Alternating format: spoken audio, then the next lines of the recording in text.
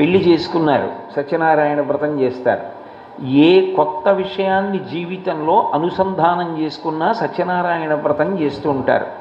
ఆయన దానవీర, ఆయన ఇది మాత్రమే ఇవ్వగలడు అని చెప్పడం సాధ్యం కాదు. ఆయన ఏదైనా ఇవ్వగలడు, ఏదైనా ఇవ్వగలడు అని చెప్పడం కోసమే ఆయన దానవీరత్వం ఉన్నవాడు. అలాగే దయావీర, ఒకరి దగ్గర ఎంత శక్తి అయినా ఉండొచ్చు, కానీ మనసు యందు ఆర్ద్రత లేదనుకోండి, అటువంటి వ్యక్తిని మీరు ఆశ్రయించి కూడా ఏ విధమైనటువంటి ప్రయోజనము ఉండదు.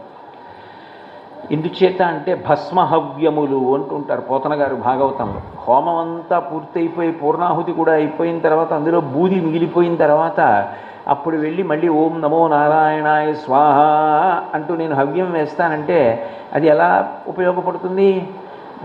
హోమం